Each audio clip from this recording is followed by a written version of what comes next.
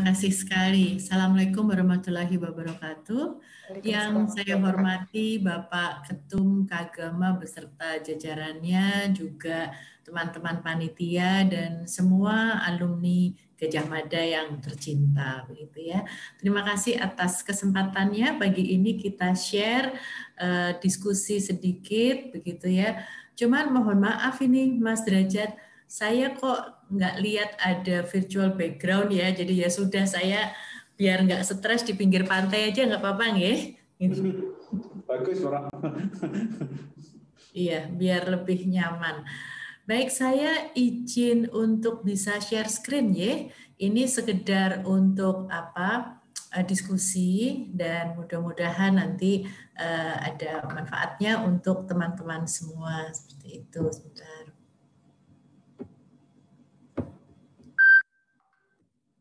Ya, baik. Oleh panitia saya diminta untuk menyampaikan sedikit sebagai pengantar nanti untuk adanya telekonseling yang merupakan, saya kira ini satu hal yang sangat bagus ya. Telekonseling ini terpadu sehingga nanti teman-teman semua bisa berdiskusi bersama, bisa didampingi bersama, baik secara medis maupun psikologis. Saya akan menyampaikan sedikit tentang aspek psikologinya. Dan mungkin perlu saya sampaikan di sini bahwa saya di sini tidak sendiri ya. Saya lihat cukup banyak itu tadi ada para psikolog klinis, baik yang senior, setengah senior maupun yang masih fresh ya, masih muda-muda. Nah, saya kira ini memang satu kondisi yang mungkin kita rasakan bersama ya di saat pandemi COVID-19 ini, bahwa pasti ada dampak-dampak secara sosial begitu dan juga dampak-dampak secara psikologis, baik itu secara kognitif maupun emosi. Jadi sekarang ini sebagian besar orang tentunya berpikir, wah ini satu situasi yang bahaya atau mengancam. Tadi moderator juga sudah menyampaikan, Bapak Anwar Sanusi juga menyampaikan, dan memang ini sesuatu yang luar biasa ya, sehingga terus orang mencari informasi yang ada, sehingga sering sekali lalu terfokus pada berita-berita negatif yang ada, begitu ya. Sehingga ini bisa mengakibatkan kesulitan konsentrasi di satu sisi, dan selalu memikirkan bagaimana caranya menyelamatkan diri atau mempertahankan diri. Sehingga kalau saya baca sekarang itu katanya orang Indonesia itu sekarang yang dicari makan dan obat begitu ya. Sementara secara sosial keadaan juga untuk sebagian masyarakat Indonesia menjadi tidak pasti. Ada yang kehilangan pekerjaan atau paling tidak berkurangnya penghasilan, kurang interaksi sosial, sementara orang-orang Indonesia adalah orang-orang yang paling suka berinteraksi, gitu ya. Sehingga tadi setelah Lebaran kayaknya tak terbendung, langsung pada kumpul-kumpul semua sehingga meledaklah seperti sekarang ini ya. Dan tentu saja terpisah dari keluarga dekat ini sesuatu yang sangat tidak nyaman. Nah, kemudian kondisi-kondisi ini sosial dan pemikiran-pemikiran atau secara kognitif ini membawa orang menjadi merasa cemas ya, di satu sisi takut tertular, takut sakit, takut keluar rumah, merasa kehilangan minat, kesepian gitu ya. Dan juga akibatnya bisa menjadi lebih iritatif, jadi lebih mudah tersinggung, mudah marah, mudah sedih, dan banyak juga kasus yang kemudian muncul reaksi cemas yang berlebih. Saya kira cemas adalah reaksi yang wajar, nanti kita lihat ya, tetapi ketika itu sudah berlebihan, ini bisa mengarah pada depresi dan memicu gangguan jiwa yang lebih besar, begitu ya, dan adanya sikap-sikap curiga, kecenderungan bersikap agresif atau defensif ini juga menjadi banyak dilaporkan seperti itu. Mohon maaf, sebetulnya IPK ada data penelitian, cuman karena saya takut waktunya nggak nutut begitu ya, jadi saya tidak tampilkan. Kemudian secara fisik orang menjadi lebih tegang. Ketika tegang mungkin jantung berdebar lebih tidak teratur. Ini nanti habis ini dokter spesialis jantung ya saya kira akan lebih bisa menjelaskan dari saya. Ada gangguan tidur, tubuh merasa lemas atau tidak fit, dan ini yang juga banyak dirasakan, merasakan simptom yang mirip dengan gejala COVID-19. Saya pun sendiri juga merasakan begitu. Jadi kalau orang Jawa bilang roso-rosonan gitu ya, aduh ini kok lehernya ini begini nih COVID bukan ya, seperti itu ya. Dan tentunya kecemasan-kecemasan tadi menurunkan daya tahan tubuh secara umum. Nah, kemudian ini berdampak juga ternyata pada perilaku. Orang menjadi kompulsif mencari berita-berita terkait. Nah, padahal dengan makin banyak membaca berita, ada yang hoax, ada yang tidak, begitu ya. Akhirnya justru menjadi semakin cemas. Tapi tidak baca berita juga kayaknya ketinggalan ya. Kok terus jadi nggak tahu situasi yang terjadi dan orang menjadi bingung, tidak tahu harus berbuat apa. Orang menjadi makan berlebih atau sebaliknya kehilangan nafsu makan. Beberapa menjadi impulsif belanja online kalau yang punya uang gitu ya, tadi mudah marah atau perilaku maladaptif muncul, dan kadang mencurigai orang lain, bersikap agresif atau defensif sama, dan biasanya orang-orang yang paling terkena adalah orang-orang terdekat yang ada di sekitar kita, bisa pasangan, bisa anak ya, ataupun orang tua mungkin bagi kalau yang masih lajang. Iya, memang ini ada satu proses ya, kita menghadapi kenyataan buruk atau kenyataan yang tidak kita inginkan pada kondisi seperti ini. Mungkin di awal merasakan gejala. Ketika merasa gejala, ada yang langsung cemas, ada yang segera memeriksakan diri dengan penuh kecemasan, tetapi ada yang deny. Ya, jadi denial sehingga tidak melakukan apa-apa. Oh, aku nggak apa-apa kok, aku baik-baik saja ya. Sehingga ketika gejala itu sudah menjadi semakin kuat, ya mau tidak mau harus memeriksakan diri, dan ini mencemaskan. Ya, saya beberapa kali mendengar keluhan bahwa menunggu hasil swab itu ternyata sesuatu yang karena swab sekarang juga ada yang bisa cepat, tapi ada yang harus menunggu 2-3 hari ya, dan ini sesuatu yang mencemaskan. Mungkin nanti teman-teman bisa cerita.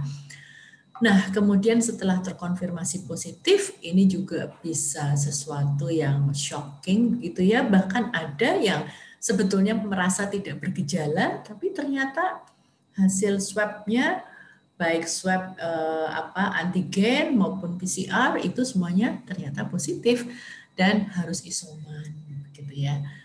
Nah, tentu saja ini muncul tadi ya perasaan cemas, kaget, marah, takut, sedih, frustrasi, mungkin di awal berusaha untuk kelihatan tegar sehingga ada perubahan nafsu makan.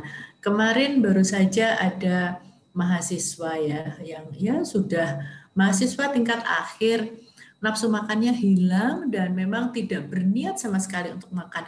Padahal dia sangat membutuhkan makan untuk bisa menguatkan dirinya. Sampai harus disuapi oleh kakaknya. Seperti padahal ini laki-laki. Tentu saja energi menjadi berkurang dan minat ataupun keinginan macam-macam jadi kurang.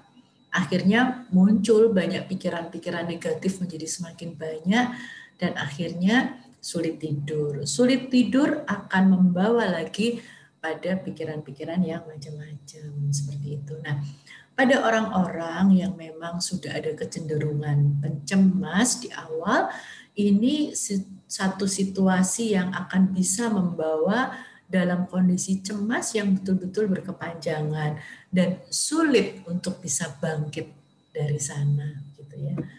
Nah, sebetulnya wajar nggak sih ya cemas dalam situasi seperti ini? Sebetulnya cemas adalah reaksi yang wajar dalam situasi yang tidak wajar. Coba kalau kita nggak cemas lihat ular ya, itu kan ini kita bisa digigit ya. Jadi sebetulnya kecemasan menghadapi situasi sekarang sebetulnya adalah wajar gitu ya. Hanya nanti jangan sampai berlebih.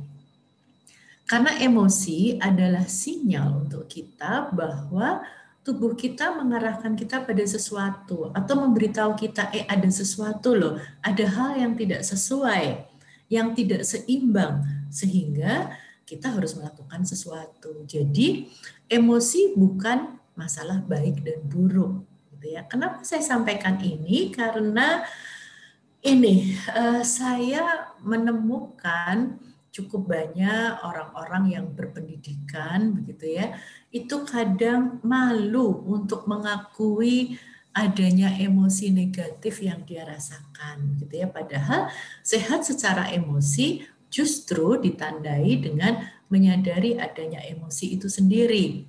Entah itu positif, entah itu negatif, dan menamainya.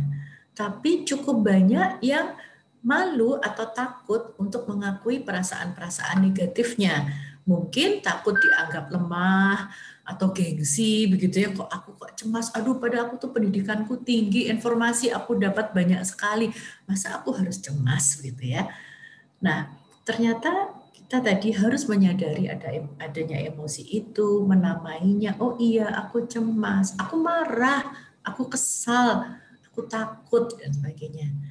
Kemudian step kedua adalah menerima emosi itu dan memahaminya. Kenapa emosi negatif itu ada? Kenapa muncul? Apa yang berkecamuk di dalam pikiran-pikirannya? Nah, tentu saja tidak sebatas dari dalam menerima dan memahami, tetapi kemudian harus masuk ke step ketiga, mengelola dan mengekspresikannya secara tepat. Ini saya kira yang menjadi penting. Nah, para ahli mengatakan bahwa stres sebetulnya bukanlah hal yang buruk, namun reaksi atau ketidakmampuan beradaptasi yang dapat mempengaruhi kesehatan atau justru menimbulkan penyakit. Jadi yang dipersoalkan adalah reaksi kita yang mungkin berlebihan dan ketidakmampuan kita untuk beradaptasi. Nah ini kadang-kadang justru dengan bertahan dan menunjukkan bahwa kita kuat, tapi sebetulnya tidak kuat, ini justru proses adaptasinya malah justru sebetulnya kurang baik. Kira-kira seperti itu. Ya. Baik. Nah, ada beberapa mekanisme ketika kita menghadapi situasi yang tidak nyaman itu ya, apapun situasi yang kita anggap mengancam, ada 3 hal. Kita bisa fight itu kita berusaha untuk melawan atau menghadapi dengan terbuka begitu ya, mencari tahu banyak, atau flight itu kita melarikan diri, udah aku pokoknya nggak mau mikir tentang itu, aku nggak mau tahu, tadi deny tadi ya, banyak yang seperti itu. Dan ada yang kemudian jadi freeze, jadi tidak tahu dia harus berbuat apa, terpaku gitu. Ini secara umum demikian. Nah, sebetulnya nanti saya kira dokter bisa menjelaskan juga lebih jelas tentang ini, tentang mekanisme tubuh menghadapi stres. Jadi kita ada yang dinamakan HPA axis gitu ya, bahwa memang ternyata pikiran-pikiran yang memberatkan, yang menjadikan stres itu bisa mensekresi hormon-hormon yang terkait stres dan justru juga menurunkan imunitas tubuh. Saya kira seperti itulah secara umum ya.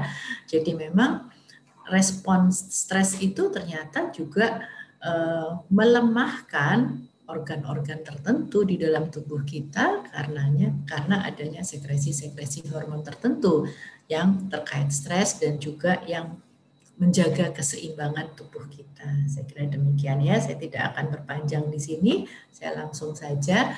Nah, sekarang respon stres pada individu itu memang tadi sudah ya, ada respon fisik, ada respon emosi, perilaku, dan juga kognitif. Saya kira seperti itu. Jadi ada khawatir, sedih, mudah tersinggung, emosi labil, konsentrasi atau motivasi berkurang, dan menjadi lebih pesimis. Seperti itu ya. Dan tentu saja kondisi fisik juga menjadi lebih tegang, denyut jantung menjadi lebih cepat, nafas menjadi tidak teratur dan menjadi lebih sulit untuk nafas.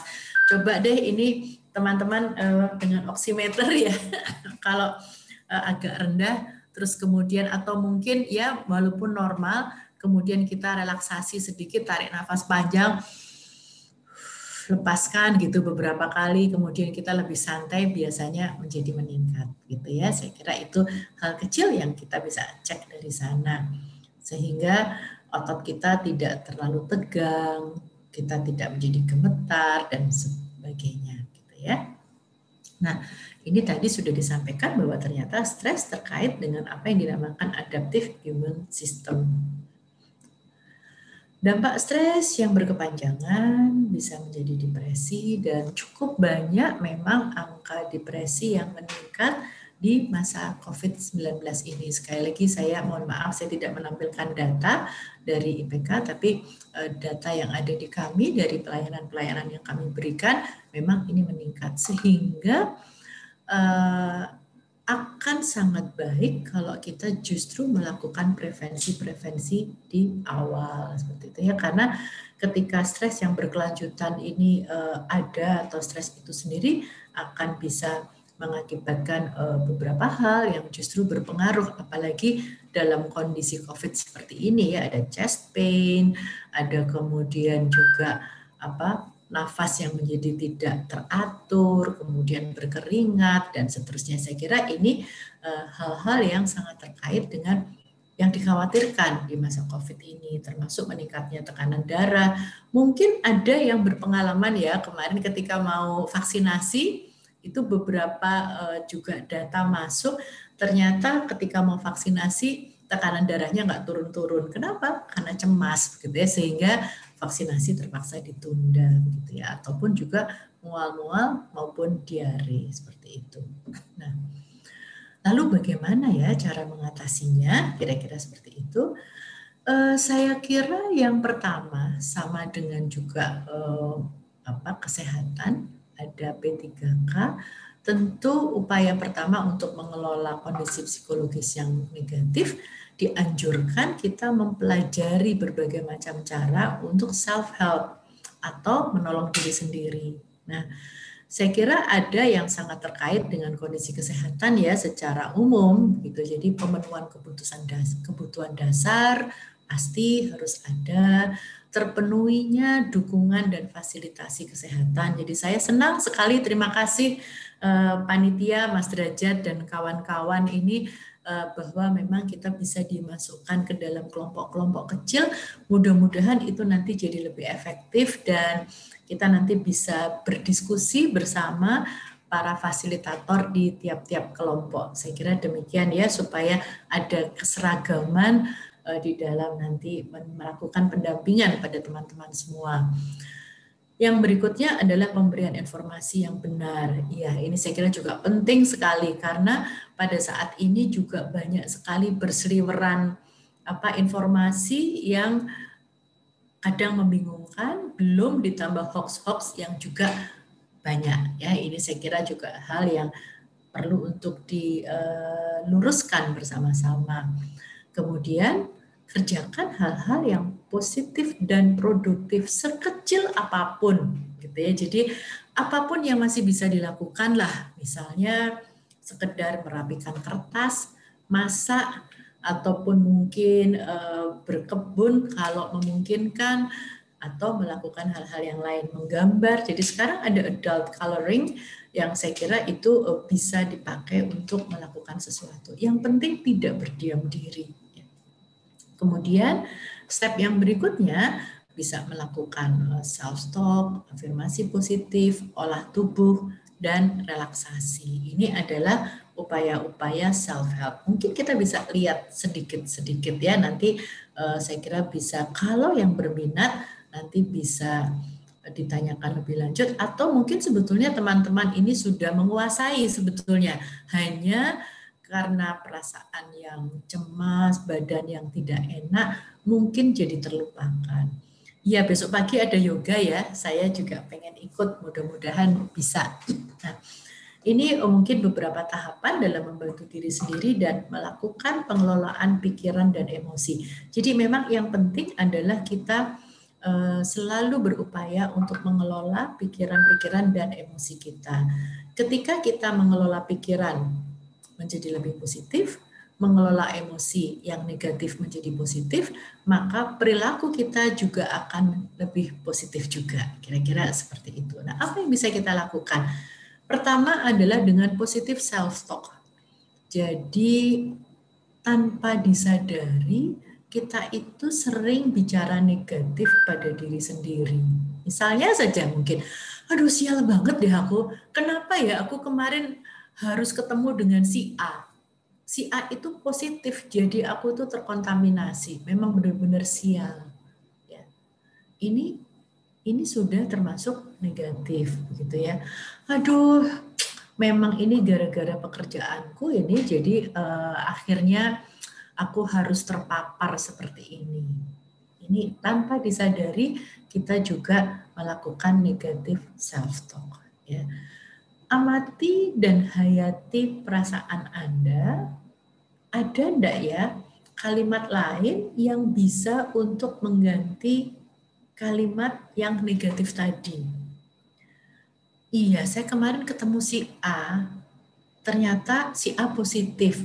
Untung aku cepat-cepat melakukan pemeriksaan, jadi bisa terdeteksi dengan lebih cepat.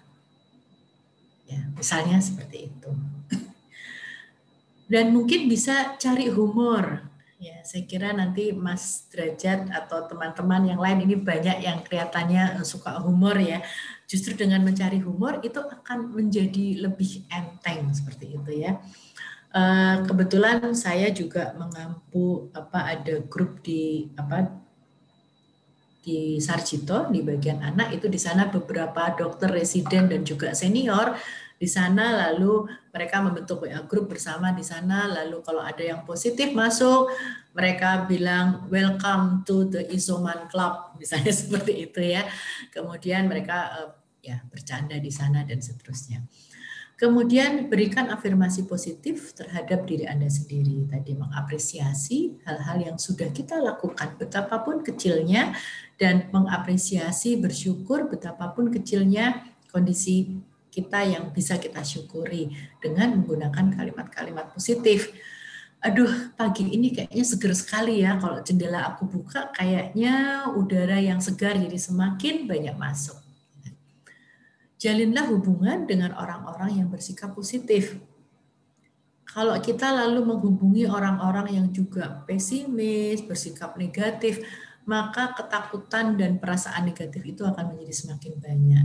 Dan ini perlu dilakukan secara berulang-ulang memang ya. Yang kedua adalah aktivasi perilaku yang tadi sudah saya sampaikan, apapun yang produktif. Menulis, menggambar, menonton. Ya, menonton ini sebetulnya tidak terlalu produktif sih karena kita hanya nonton. Tetapi kalau kemudian dari nonton kita kemudian bisa menyerap sesuatu, punya ide, dan kemudian bisa kita tuangkan menjadi sesuatu yang produktif. Produktivitas itu yang paling kecil adalah buat minuman, masak telur gitu ya, ataupun apapun lah kecil-kecil itu adalah produktif. Kemudian bernyanyi, bermain musik, olahraga, kita bisa sekarang model jarak jauh nyanyi bersama, mungkin nanti bisa difasilitasi loh itu di kelompok-kelompok kecil. Saya kira kita juga bisa main game bersama di kelompok-kelompok kecil, itu biasa kami lakukan ya, dan saya kira ini akan sangat menyenangkan. Kenapa kemarin saya usul kalau bisa kelompoknya dibikin kecil-kecil, karena kalau dengan 170 orang gitu kita mau main game kesulitan. Tapi kalau dalam satu kelompok sekitar 10-15 orang, maka kita bisa main game di sana. Saya kira ini cukup menyenangkan. Kita bisa memasak, ya tadi membuat karya, menggambar, menjahit, papercraft dan sebagainya, atau berkebun. Saya kira cukup banyak ini teman-teman yang sudah mengembangkan hobi berkebunnya, dan saya kira ini bisa terus dilanjutkan ketika isoman dijalankan. Saya kira begitu ya. Karena katanya memang ya isoman itu kadang kalau sangat takut keluar dari kamar, hanya mengurung diri, nggak berani keluar kemana-mana, itu ya lalu menjadi sangat depresif. Ya. Lalu bergeraklah, senam, gerak, dan lagu. Kalau malu ya di kamar aja ditutup, putar musik, bergerak semaunya sendiri gitu ya. Karena ini juga akan berpengaruh pada kelenturan, kekuatan otot kita, koordinasi, keseimbangan, dan juga ini merupakan rekreasi dan relaksasi yang juga mengaktifkan pikiran, mengaktifkan kreativitas, dan efeknya adalah mengurangi stres. Jadi silahkan saja berteriak, nyanyi, teriak-teriak itu bebas lepas dan biasanya dada terus jadi plong gitu ya. Ini boleh dilakukan sendiri. Nah, yang berikutnya adalah relaksasi. Relaksasi yang paling sederhana adalah relaksasi otot dan napas. Ya. Tinggal tarik napas dalam, tahan, biasanya sampai 6 hitungan, 1, 2, 3, 4, 5, 6, lepaskan. Gitu. Karena tahan, lepaskan. Dengan musik pasti menjadi lebih enak. Kemarin saya lihat di grup sudah ada yang men-share tentang audio untuk memandu hipnosis gitu ya atau relaksasi. Saya kira itu bagus dilakukan, tapi memang perlu ada sebuah pemahaman dulu. Kenapa sih kok harus dengan relaksasi gitu ya? Karena ternyata relaksasi merupakan salah satu mekanisme self healing yang paling dianjurkan bagi tubuh kita. Nah, kalau mau sikap sempurna seperti ini, sikap yoga, besok pagi kita belajar bersama, mungkin ada besok pagi ya. Tetapi kalau memang belum, ya saya kira tarik nafas panjang. Dan saya biasanya juga mencobakan dengan minum ya, minum air putih yang banyak. Dan minum, tapi mohon maaf, minumnya itu caranya jadi nggak sopan ya kalau dilihat orang. Saya di sini kebetulan ada air mineral, mudah-mudahan nggak kelihatan judulnya. Jadi minum yang seperti ini.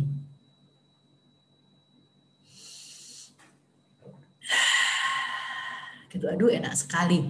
Apalagi anget-anget, teh anget atau air putih. Ya, mohon maaf mungkin cara minum seperti ini kurang pantas gitu ya, kurang sopan kalau kita lakukan di muka orang lain. Tetapi ini sebetulnya satu cara minum yang karena bisa ada ini apa ya, diafragma kita menjadi rileks seperti itu kira-kira ya. Kemudian kok balik ke sini lagi sebentar ya. Tadi memang ternyata dengan melakukan relaksasi nafas itu bisa memberikan manfaat jangka pendek maupun jangka panjang. Dengan demikian maka bisa lebih menteraturkan detak jantung yang berlebih, menurunkan tekanan darah, menurunkan ketegangan otot, menurunkan produksi hormon terkait stres atau kortisol, menyeimbangkan kandungan gas dalam darah, memperbaiki imunitas, dan meningkatkan energi baik fisik maupun mental.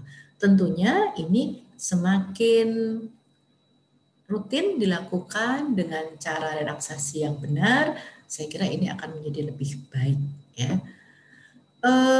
Oke, ini kalau mau latihan ya, ini untuk latihan nafasnya tadi bisa dengan ini tarik nafas, tahan, kemudian lepaskan, begitu ya. Tarik nafas lagi, tahan, kemudian lepaskan. Ya, ini sebagai latihan dasar saja. Baik. Nah, kemudian juga ada yang apa ya?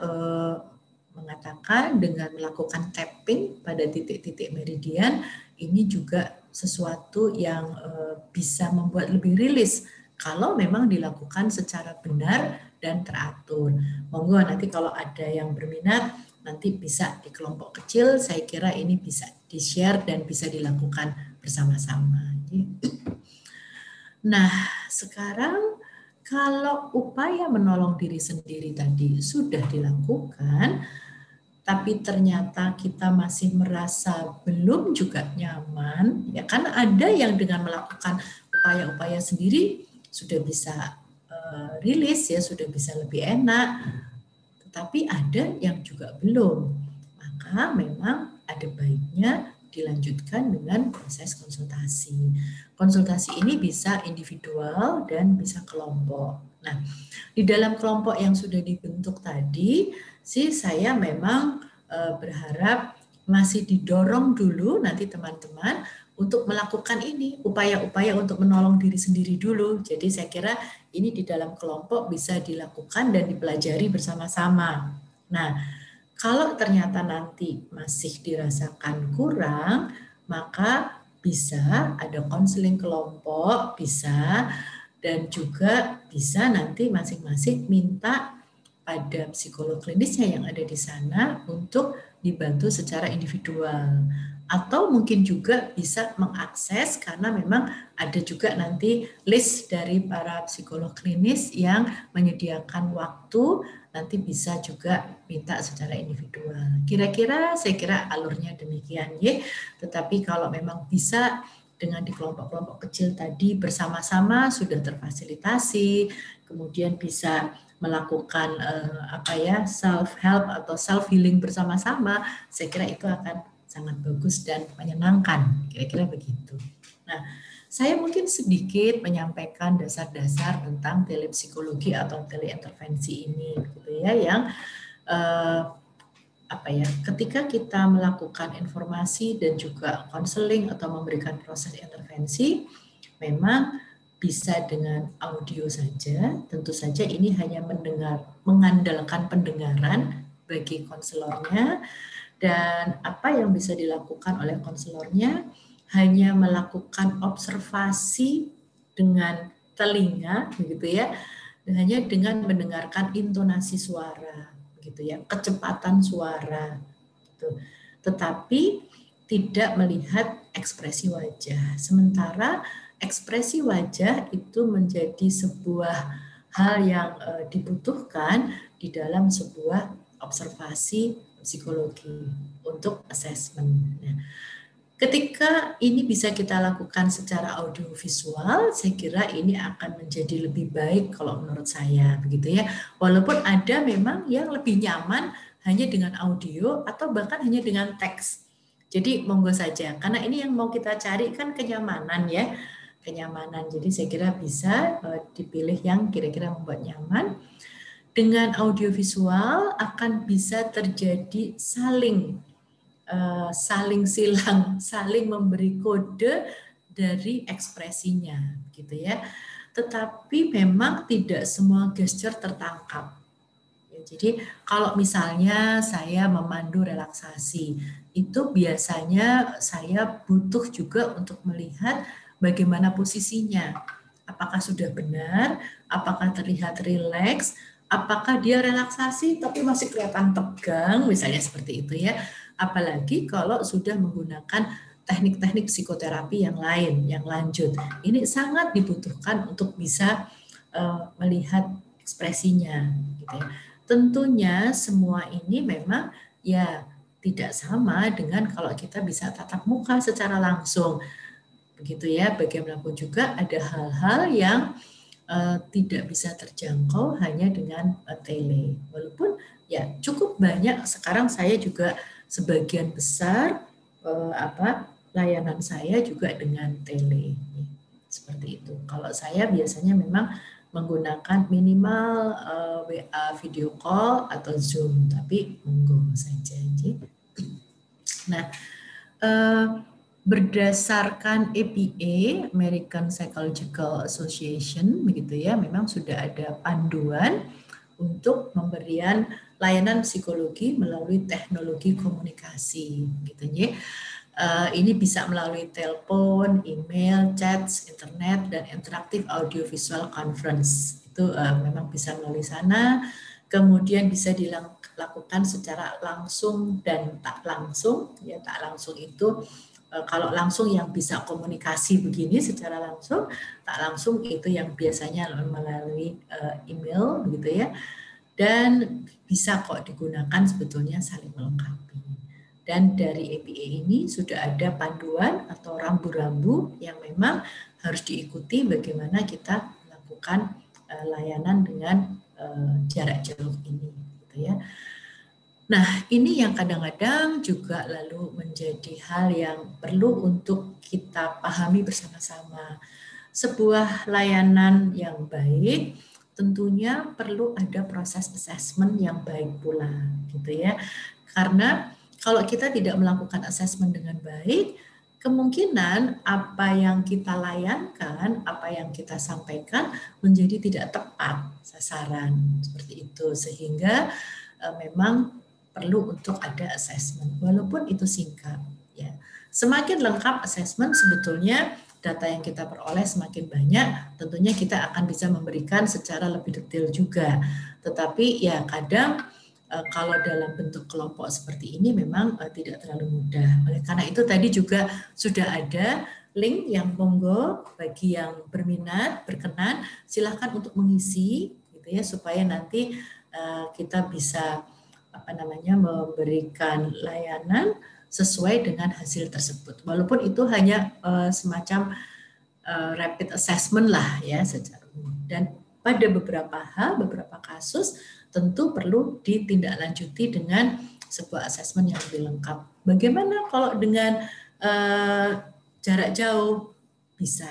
Ada beberapa hal yang bisa kita lakukan. Nah, ini memang cara dan sarananya juga nanti perlu disepakati bersama oleh baik yang memberikan layanan maupun yang dilayani. Mau dengan apa gitu. Jadi misalnya juga kita sepakati nih, kita dalam kelompok dulu kita pakai Zoom. Baik. Lalu apa yang perlu disiapkan kalau misalnya kita masih akan melakukan games-games dalam kelompok yang itu juga bisa untuk membuat jadi lebih nyaman. Baik, boleh mungkin disediakan kertas, ada krayon, ada bahkan waktu itu mungkin bola dan sebagainya, itu bisa kok dilakukan. Kami sudah pernah melakukan juga beberapa kali dan hasilnya saya kira cukup menarik ya, cukup berhasil membuat orang bisa bergembira bersama, main game bersama tapi jarak jauh begitu ya. Tetapi kalau kemudian sudah masuk ke assessment dan psikoterapi lanjut pun, saya kira juga memang perlu disepakati. Misalnya saja, saya akan menggunakan teknik-teknik dari EMDR misalnya, maka saya akan minta untuk menyiapkan beberapa hal, atau misalnya kertas, atau apapun yang ada, dan juga posisi.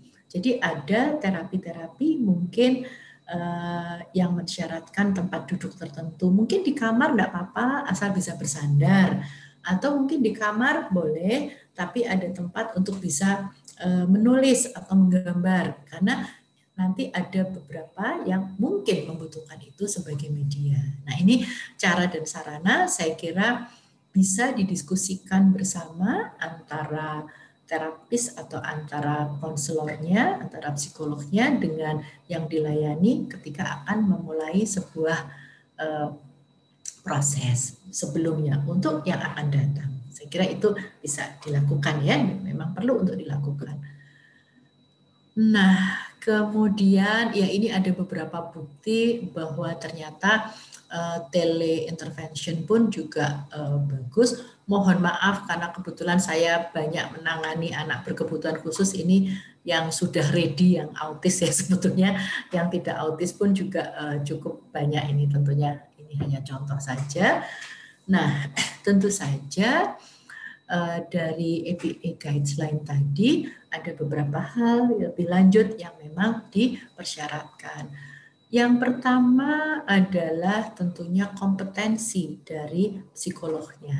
Seperti itu. Jadi, oleh karena itu kalau kami di IPK memang kami lebih mengutamakan untuk teman-teman yang sudah punya STR atau juga punya pengalaman, karena kalau sudah punya STR dia sudah teregistrasi.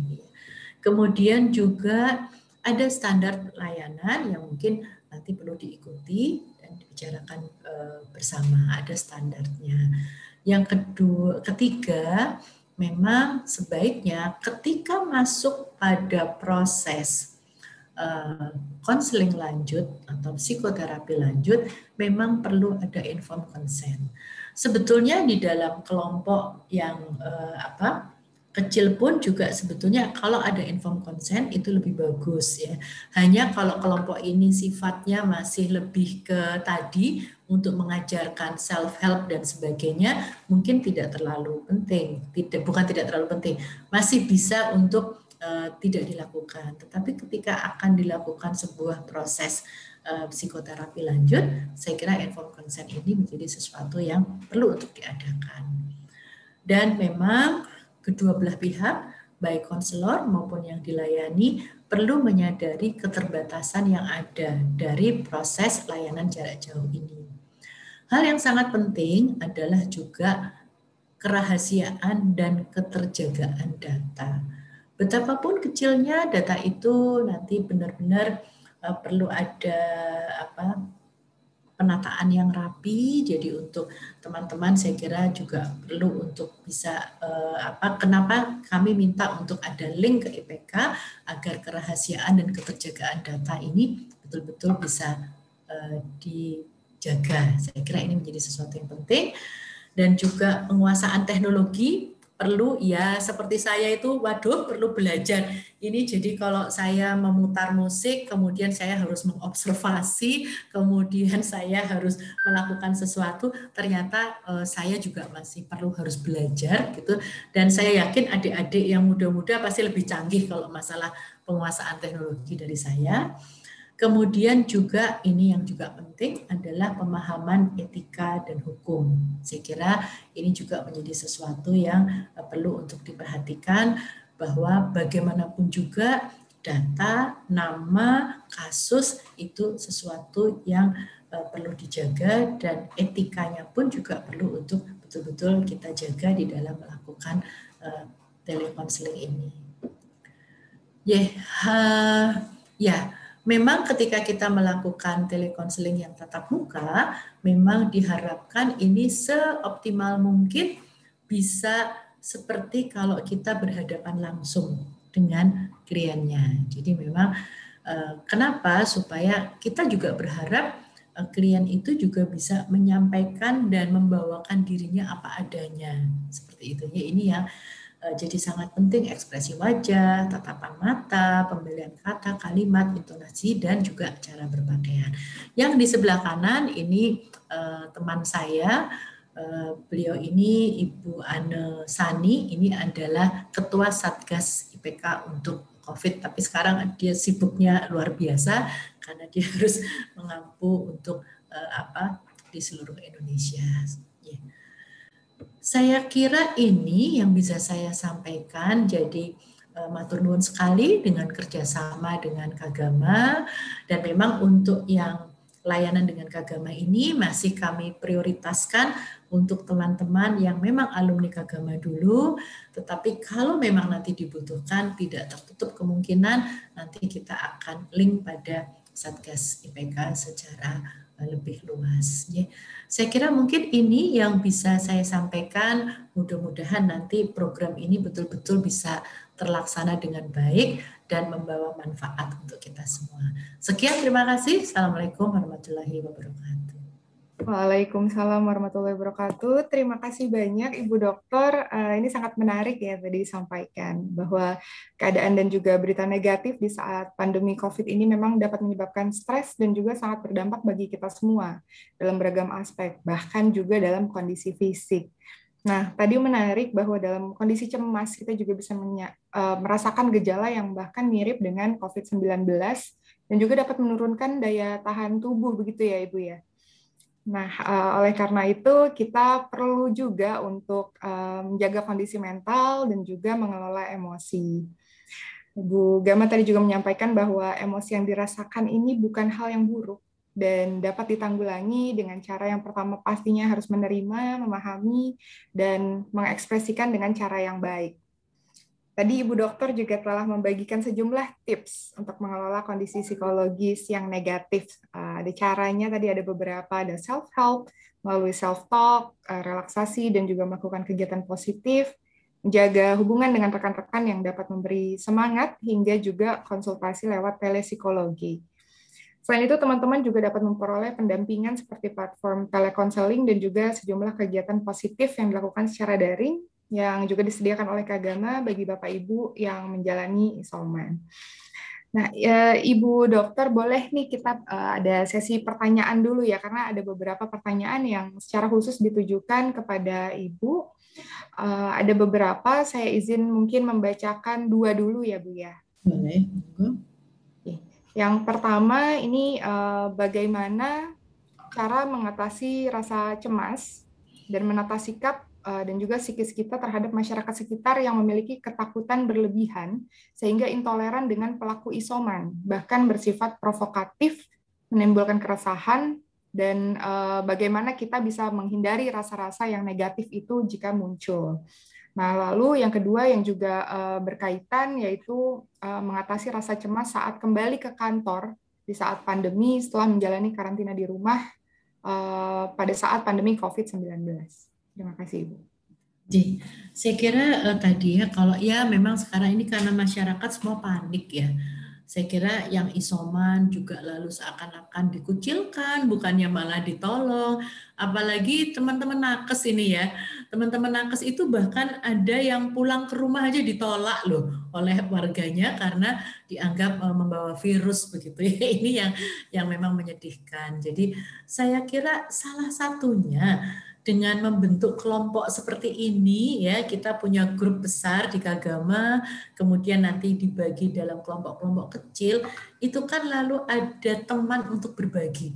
Oh, bahwa yang merasakan seperti ini nggak cuma saya ya, dan ini akan jadi saling menguatkan ya, karena kita memang perlu satu kekuatan batin begitu ya, ini kepercayaan diri untuk menghadapi sekitar gitu, karena ya kita melihat lingkungan masyarakat kita beragam, syukur kalau kita bisa memberikan intervensi dan penjelasan pada mereka. Tapi ada yang bilang, alah Mbak, boro-boro memberikan penjelasan ke mereka, mikir diri sendiri aja masih pusing begitu ya. Jadi ya saya kira salah satunya adalah dengan dikelompokkan seperti ini. Terima kasih sekali, penghargaan luar biasa ini untuk teman-teman Kagama. Saya kira seperti itu ya, pengurus Kagama, karena ini sesuatu hal yang menurut saya sangat positif.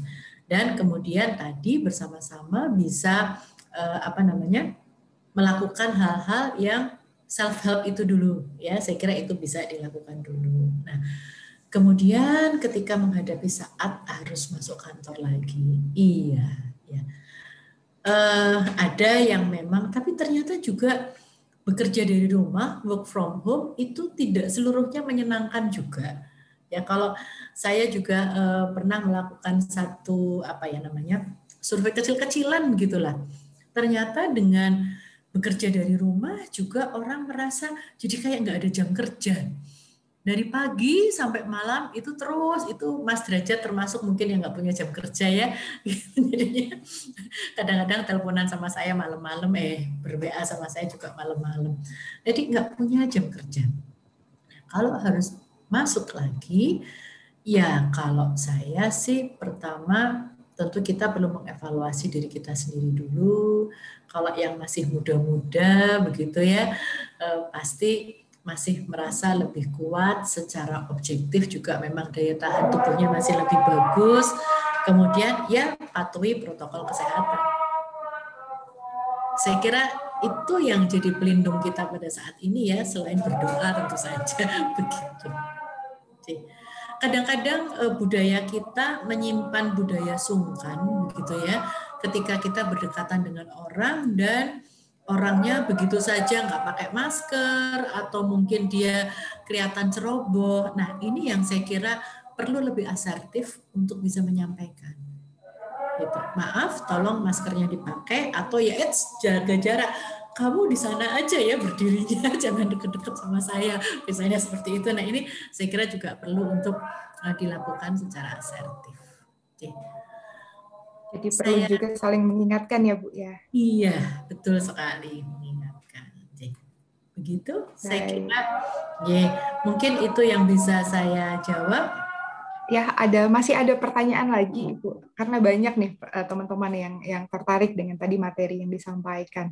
Nah, terkait dengan nakes tadi juga Bu Dokter juga menyampaikan. Nah, ada juga yang menanyakan apakah tenaga medis juga perlu mendapat bantuan psikologis dan bagaimana penanganannya, karena tenaga medis ini kan berada dalam tekanan fisik dan juga mental menghadapi kasus infeksius dalam jumlah besar sehingga mereka pastinya ada dalam tekanan yang juga berdampak pada kondisi fisiknya.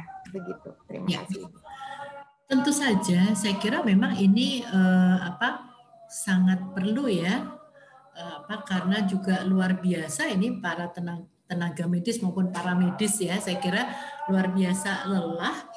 Dan memang kemarin ketika saya ditanya juga ya, ada mungkin yang dibutuhkan satu tidur dulu lah, istirahat ya, karena kalau dalam kondisi sangat lelah mau diajak kumpul dan sebagainya, yang penting adalah istirahat dulu, dicukupi kebutuhan fisiknya begitu ya. Dan kalau sudah ya saya kira sama. Saya juga berharap teman-teman medis juga mau untuk mempelajari self-help secara psikologis, paling tidak untuk bisa membantu. Dan memang sebetulnya sangat diharapkan ini kalau di setiap rumah sakit ya, sebetulnya ada satu ruang yang bisa dipakai untuk merilekskan para tenaga medis ini. Ya, saya kira entah itu ya mungkin kalau sekarang ruangan tertutup ber-AC nyaman, tapi mungkin malah tidak terlalu sehat untuk kondisi sekarang. Tapi dikemaslah satu ruang yang betul-betul para tenaga medis ini bisa betul-betul melakukan relaksasi di situ, gitu ya. Saya kira ini satu hal yang penting. Juga bisa dibentuk kelompok-kelompok juga. Kebetulan saya juga ikut membantu mengampu. Jadi ini kan teman-teman adik-adik residen ini juga banyak yang stressful sekali ya hari-hari ini. Saya kira seperti itu. Cuman ini mungkin saya tidak tahu ya, karena kebetulan saya banyak berhubungan dengan para dokter. Kadang-kadang teman-teman dokter ini masih deny untuk mengakui bahwa aku tuh sebetulnya cemas gitu ya. Entah deny atau malu atau apa, saya nggak ngerti. Jadi biasanya itu di awal itu diam, ada yang merasakan nggak nyaman, semua diam gitu. Jadi ya sudah, kalau memang seperti itu, monggo ini dirasakan dulu. Kalau memang sudah merasa membutuhkan, ayo kita bisa berproses bersama-sama. Saya kira seperti itu. Ya. Baik, jadi memang yang paling penting nih salah satunya adalah penerimaan dari kita dulu ya Bu ya. Betul, mengakui dulu. Kadang-kadang ya itu takut ya kalau nanti menyampaikan rasa cemas nanti dikira aku lemah nih, aku nanti tidak kuat dan sebagainya, seperti itu. Dan padahal pikiran negatif itu bisa betul-betul terjadi ya kalau misalnya ada di kepala kita terus-menerus begitu, Bu. Dan kadang-kadang ketika kita tidak mengakui bahwa kita sebetulnya berbeban, tanpa disadari beban itu justru menumpuk. Nah, pada satu titik itu kemudian bisa jadi hal yang tahu-tahu jadi cukup berat seperti itu. Baik, boleh. Karena kita butuh ventilasi nih kecil-kecil. Ya, monggo gimana? Ada satu lagi ini Bu yang juga menarik. Ada yang kena COVID sejak November 2020, tapi masih merasakan gejalanya hingga sekarang. Bagaimana kita tahu bahwa sesak yang dirasakan tersebut itu karena stres atau bukan? Oke, saya kira pertama kali pasti dokter yang harus memastikan dulu, gitu ya. Apakah betul-betul sudah clear, sudah bersih, dan apakah tidak ada ikutan sertaan yang kemudian terjadi karena kemarin COVID-nya. Karena kalau memang cukup parah kan, setahu saya ya, ini paru-paru dan sebagainya kan juga kena. Pasti nomor satu dokter harus memastikan dulu secara objektif. Kemudian saya kira intervensi-intervensi psikologis bisa membantu untuk menjadi lebih baik dan membantu untuk proses pemulihan. Saya kira seperti itu. Kalau memang dokter menyatakan, oh enggak ini semua baik, hasil ronsen, hasil lab, hasil segala macam itu baik, ya artinya itu murni psikologis. Seperti itu. Jadi memang harus dicek juga secara medis kondisi kita ini seperti apa. Terima kasih banyak Ibu Dr. Indria Laksmi Gamayanti. Ini sangat menarik tadi sesinya. Kita semua belajar banyak dari Ibu dan semoga untuk kedepannya program pendampingan ini juga bisa berjalan dengan lancar. Sehat selalu ya Ibu. Terima kasih, sehat semuanya. Semoga semuanya bahagia, ceria, karena itu akan meningkatkan imunitas tubuh kita.